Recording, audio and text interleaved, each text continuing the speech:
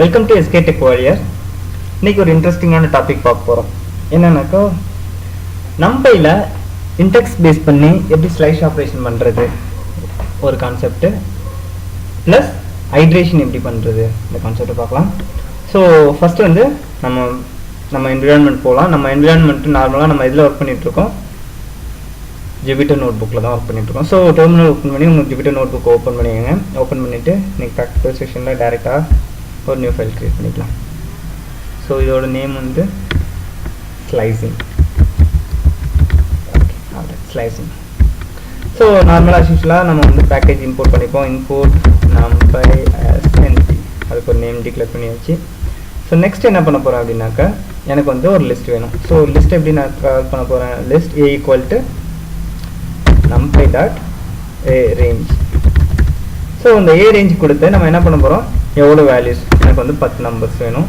ஒவ்வொரு நம்பரும் எனக்கு மல்டிப்ளை பண்ணி 10ஆல் மல்டிப்ளை பண்ணி எனக்கு ரிசல்ட்டு கொடு அப்படிங்கிறது தான் என்னோட ரெக்குவயர்மெண்ட்டு. ஸோ ஏ கொடுக்கும்போது இ ரேஞ்ச் தப்பு பண்ணியிருக்கேன்னா ஜி ஆட்டோமேட்டிக்காக. ஓகே, ஸோ இப்போ எனக்கு ரன் பண்ணாக்கா ரிசல்ட் பிடிக்கா. ஓகே, 0 to 90 வரலாம் எனக்கு ரிசல்ட் வந்துருச்சு. கிளியருங்களா? Okay, alright.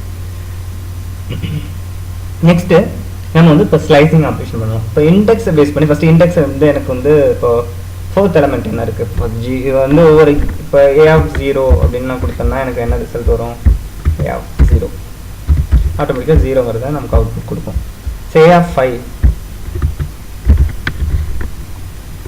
இப்போ 0 1 2 3 4 40 a of 5 0 1 2 3 4 5 1 2 3 4 5 0 1 2 3 4 5 கரெக்ட். ஆனால் தப்பு பண்ணிட்டேன். ஓகே, 5 கொடுக்கும்போது ஆட்டோமேட்டிக்காக 5 வந்து எடுத்துகிட்டு வருது 0லேருந்து ஸ்டார்ட் பண்ணி. ஓகேங்களா?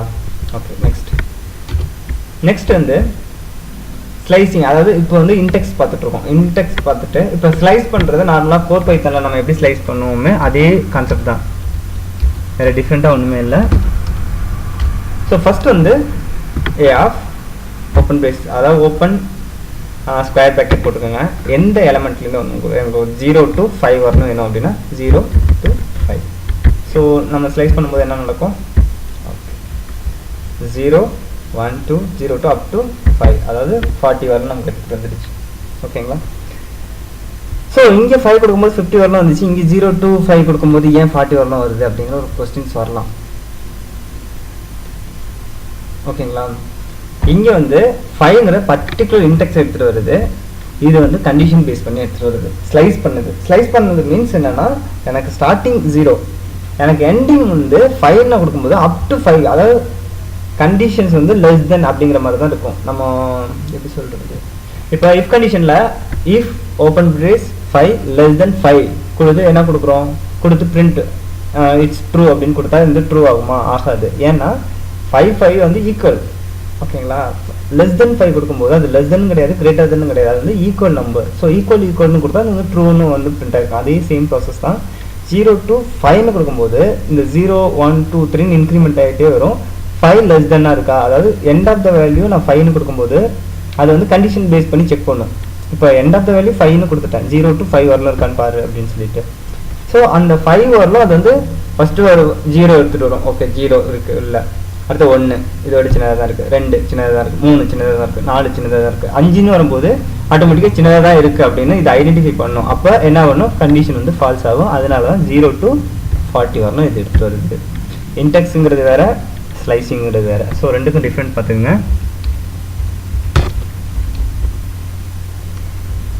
1 minute. Okay, alright. நெக்ஸ்ட்டு நம்ம என்ன பண்ண போகிறோம் அப்படின்னா ஐட்ரேஷன். அதாவது இன்றைக்கி இன்டெக்ஸிங் பார்த்துட்டோம், ஸ்லைசிங் பார்த்துட்டோம். நெக்ஸ்ட்டு வந்து என்ன பண்ணுறோம், ஐட்ரேட் பண்ணுறது எப்படி, ஐட்ரேட்டிங் எப்படி இருக்குது, ஃபார் லூப் இதில் யூஸ் பண்ண முடியுமா அந்த நம்பையில் அப்படிங்கிற டீட்டெயில்ஸ் பார்க்கலாம். இப்போ இதில் ஃபார் லூப் நான் யூஸ் பண்ணுறேன் அப்படின்னா இங்கே பாருங்கள்,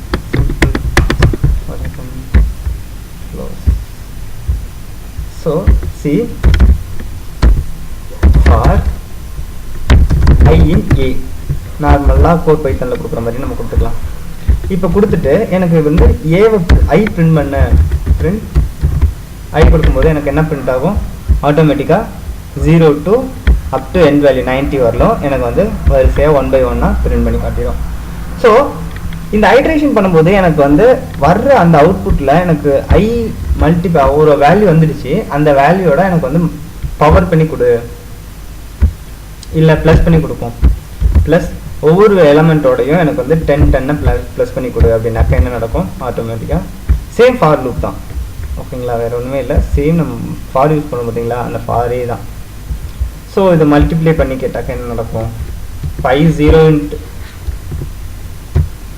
பாருங்க மல்டிப்ளை பண்ணாக்க ஆட்டோமேட்டிக்காக 0 மல்டிப்ளை எதை பண்ணாலும் 0ன்னு தான் வரும். அப்போ 0 ப்ளஸ் பண்ணும்போது ஆட்டோமேட்டிக்காக 10ன்னு வந்துச்சு போன வாட்டி. இந்த டைம் வந்து 0ன்னு வருது. ஏன்னா 0 எதை மல்டிப்ளை பண்ணாலும் 0 தான், ப்ளஸ் பண்ணால் ஆட் ஆகிக்கும். ஸோ 0 100 200 இந்த மாதிரி ஐட்ரேஷன் ப்ராசஸ் நம்ம நார்மலாக யூஸ்வலாக நம்ம எப்படி கோட் பைத்தானில் பண்ணுறோமோ அதே ப்ராசஸ் தான் இதுலேயும் நடக்கும். நெக்ஸ்ட் வந்து ஒரு ஃபங்க்ஷன் எப்படி டிக்ளேர் பண்ணுறதுங்கிறத நெக்ஸ்ட் வீடியோவில் பார்க்கலாம். தேங்க்ஸ் ஃபார் வாட்சிங்.